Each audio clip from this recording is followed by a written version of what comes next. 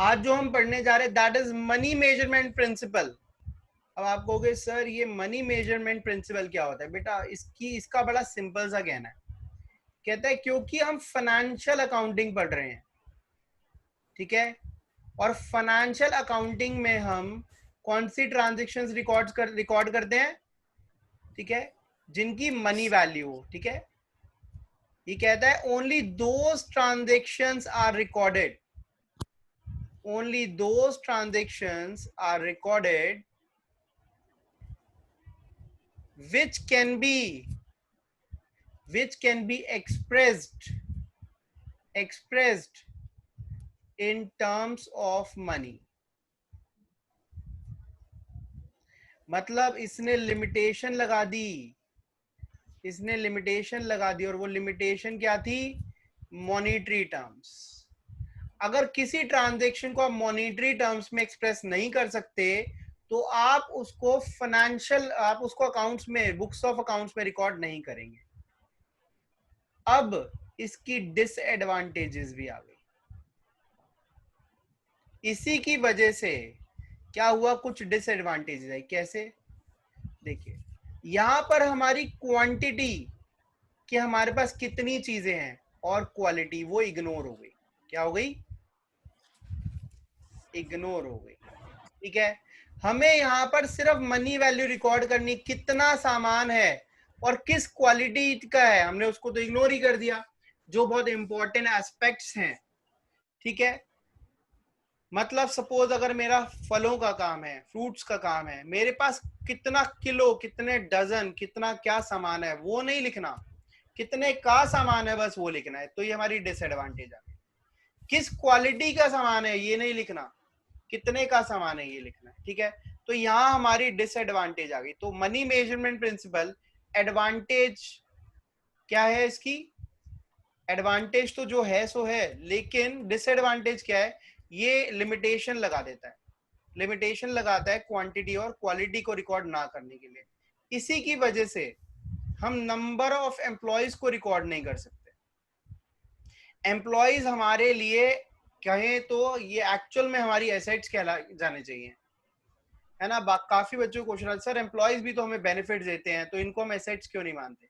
बेटा क्योंकि वही money measurement principle says their value can not be expressed in terms of money, so we can not record, ठीक है। हम उनको जो सैलरी दे रहे हैं वो तो रिकॉर्ड कर लेंगे, लेकिन हमारे कितने एम्प्लॉयज काम कर रहे हैं, किस क्वालिटी के एम्प्लॉयज हैं, ठीक है, वो हम बुक्स ऑफ अकाउंट्स में रिकॉर्ड नहीं करते, ठीक है। अकाउंटिंग के अंदर वो रिकॉर्ड नहीं होते, ओके। हमारे पास स्टॉक कितना है, हमारे पास फिक्स्ड एसेट्स कितनी है, ठीक है, कुछ नहीं आता, सिर्फ उनकी वैल्यूज आती है, ठीक है। हालांकि आपको अगर ये रिकॉर्ड्स मेंटेन करने हैं तो आप इनके लिए अलग अलग रजिस्टर बनाते हो, जैसे एम्प्लॉयज के लिए एम्प्लॉयज रजिस्टर, स्टॉक के लिए स्टॉक रजिस्टर, फिक्स्ड एसेट्स के लिए फिक्स्ड एसेट्स रजिस्टर, लेकिन अकाउंट्स का पार्ट नहीं होता वो बुक्स ऑफ अकाउंट्स का, ठीक है। अब एक क्वेश्चन आया था, देखो हमारे पास सपोज 10 भैंसे थी, ठीक है, ध्यान से सुना, 10 भैंसे थी, ठीक है। 10 भैंसे हमने खरीदी 1,00,000 रुपए की, ठीक है। तो बताओ ये हमारी एसेट्स में आएगा या नहीं आएगा? ये हमारी एसेट्स के अंदर आएगा, ठीक है। इस एसेट को हम बोलते हैं लाइव स्टॉक। क्या बोलते हैं? लाइव स्टॉक, ठीक है, फिक्स्ड एसेट्स का ही पार्ट होता है, ओके। अब ये भैंसों के दो दो बच्चे हो गए, ठीक है, सपोज 2 भैंसे और ऐड हो गई, इनके 2 बच्चे हो गए, ठीक है।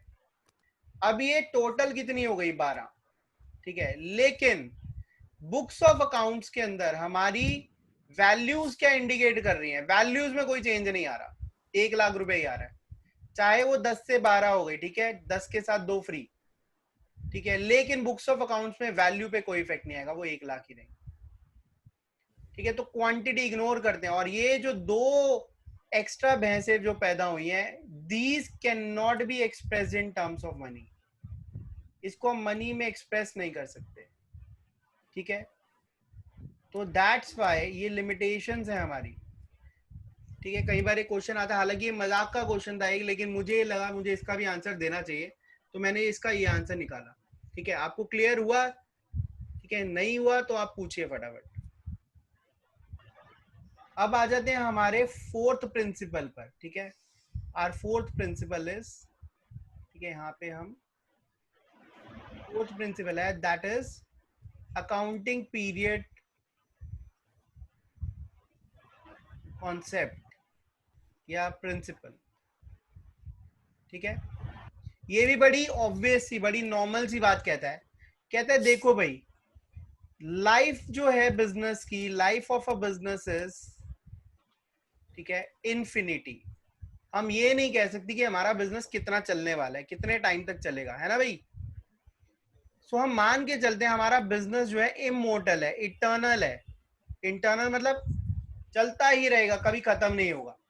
हमारी ये परसेप्शन होती है, हमारी ये सोच होती है। ठीक है, अकाउंटिंग के अंदर हमने क्या सोच रखनी है, हमारा बिजनेस जो है it will be continued for ever. ठीक है, इट विल कॉन्टिन्यू। तो अब उस केस के अंदर वो कहते हैं कि अगर आपको प्रॉफिट्स और लॉसेस निकालने हैं या बिजनेस की फाइनेंशियल पोजीशन रिपोर्ट करनी है कि हमारे बिजनेस की फाइनेंशियल पोजीशन क्या है, तो आप बताओ ये जो रिपोर्ट्स बननी चाहिए ये कैसे बननी चाहिए? क्या ये 5 साल में, 10 साल में एक बार बननी चाहिए या ईयरली बेसिस पे बननी चाहिए? तो आप सबका ओपिनियन, हाँ बिल्कुल, आप सबका ओपिनियन क्या होगा? ईयरली बेसिस पे। जैसे आप अपनी क्लास के अंदर पढ़ते हैं तो आपका रिजल्ट भी ईयरली बेसिस पे आते हैं ना, तो ऐसे ही जो रिपोर्ट्स भी बननी चाहिए कि हमारे प्रॉफिट लॉस कितना आ रहा है ईयरली बेसिस पे। कुछ बच्चे कहेंगे सर मंथली बेसिस पे भी बननी चाहिए, वीकली बेसिस पे भी। देखिए, हमारी जो कंसिस्टेंसी है वो पता चलती है, शॉर्ट टर्म में नहीं पता चल पाती। ठीक है, शॉर्ट टर्म के अंदर बड़ी फ्लक्चुएशन होती हैं, इस हफ्ते प्रॉफिट, इस महीने प्रॉफिट, अगले महीने लॉस। हम इसलिए पूरे ईयर की एवरेज देखते हैं, पूरे साल में क्या हुआ। ठीक है, ड्यूरिंग द ईयर। तो यहाँ पे एक कॉन्सेप्ट आए, क्या कहता है भाई साहब, अकाउंटिंग पीरियड प्रिंसिपल कहता है कि आर अकाउंट्स, ठीक है, accounts should be closed, accounts should be closed, ठीक है, after a period of 12 months, after a period of 12 months, और कह सकते हैं और ऑन ईयरली बेसिस। हम ईयरली बेसिस पे अपने अकाउंट्स को क्लोज कर देंगे। ठीक है, अब सर क्लोज का मतलब क्या होता है? बेटा क्लोज का मतलब होता है यहाँ पर कि हमारे जो भी खर्चे हैं और जो भी रेवेन्यूज या इनकम्स आ रही हैं, ठीक है, हम उससे कंक्लूड करते हैं कि हमारे बिजनेस को प्रॉफिट हो रहा है या लॉस हो रहा है। तो हम जितने भी खर्चे और जितने भी रिवेन्यूज हो रहे हैं, इनको क्या करते हैं, साल के एंड पे, और हमारा साल कब खत्म होता है? 31 मार्च। साल के एंड पे एक नए अकाउंट में ट्रांसफर कर देते हैं। ठीक है, ये देखिए, अब वो नया अकाउंट, ठीक है, मेरी लाइन थोड़ी सी टेढ़ी बन गई है, ये देखिए, एक नई जगह ट्रांसफर कर देते हैं। ठीक है, इसकी कितनी साइड दिख रही हैं आपको? एक है इसकी लेफ्ट साइड और एक है इसकी राइट साइड। लेफ्ट साइड को हम नाम देते हैं डेबिट साइड और राइट साइड को हम नाम देते हैं क्रेडिट साइड। ठीक है, तो कहता है आपको अपने बिजनेस का जब प्रॉफिट और लॉस निकालना है तो आपने क्या करा, अपने एक्सपेंसेस को यहाँ पर, सारे एक्सपेंसेस को, उस साल में जितने भी खर्चे हुए हैं सारे एक्सपेंसेस को यहाँ पर रिकॉर्ड लिख दिया, ट्रांसफर कर दिया, और सारे रिवेन्यू या कोई भी इनकम, कोई भी फायदा हो रहा है उसको यहाँ राइट साइड पे लिख दिया। ठीक है, और इस अकाउंट का नाम क्या होता है?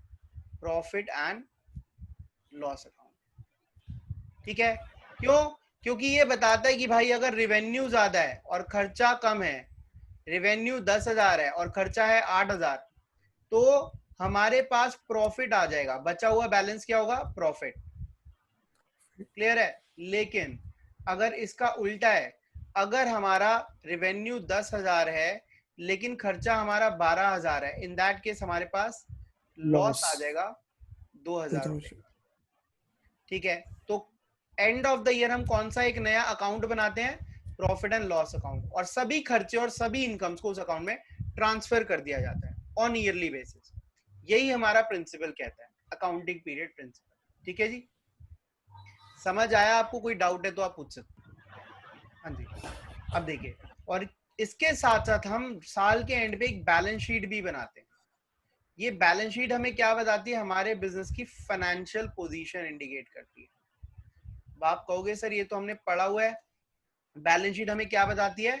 हमारे बिजनेस में कितनी एसेट्स हैं, कितनी कैपिटल है और कितनी लायबिलिटीज हैं। ठीक है, इस सिचुएशन को, इस पोजीशन को हम एक और नाम से जानते हैं और वो है सॉल्वेंसी पोजीशन।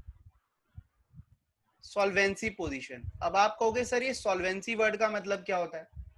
सॉल्वेंसी वर्ड का मतलब होता है कि क्या आप अपना उधार टाइम पे चुका पाएंगे। अगर आसान शब्दों में मैं बोलता हूं कि अगर आप अपना उधार टाइम पे चुका सकते हो, आपके पास पैसा है, तो आप सॉल्वेंट हैं। क्या है? सॉल्वेंट।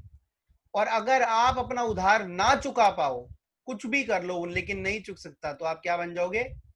इनसॉल्वेंट। इनसॉल्वेंट को हम कंगाल वर्ड भी बोल सकते हैं। क्लियर है ये बात? तो ये बैलेंस शीट यस हमें सर। बताती है कि आप सॉल्वेंट कितने हैं, कितने सॉल्वेंट हैं। जितना ज्यादा सॉल्वेंट होगा उतना ज्यादा अच्छा है। जितनी ज्यादा एसेट्स होंगी और जितनी कम लायबिलिटीज होंगी, उतनी ही हमारे लिए जो कैपिटल है वो ज्यादा होगी। हमारे पास रिस्क नहीं होगा, लोग हमें इजीली माल दे दिया करेंगे, इजीली उधार देंगे क्योंकि हमारी लायबिलिटीज कम है। लेकिन अगर सिचुएशन कुछ ऐसी हो तो आपको कैसा रहेगा बताइए? 10,000 की एसेट्स, 9,000 की लायबिलिटीज और 1,000 की कैपिटल, क्या कोई आपको उधार देगा? कोई उधार नहीं नो। देगा, बल्कि इस उधार पे आपको इंटरेस्ट पे करना पड़ेगा, आपके बिजनेस पे बर्डन आएगा। समझ आ रही बात? तो हमें यस। अपने अकाउंट्स को हर ईयरली बेसिस पे क्लोज करना है। इसी को हम बोलते हैं अकाउंटिंग पीरियड प्रिंसिपल। ठीक है, हालांकि इसमें कोई प्रिंसिपल कुछ नया नहीं था, लेकिन आपको ये समझना बहुत जरूरी है। ठीक है, कोई डाउट है तो आप पूछ लो।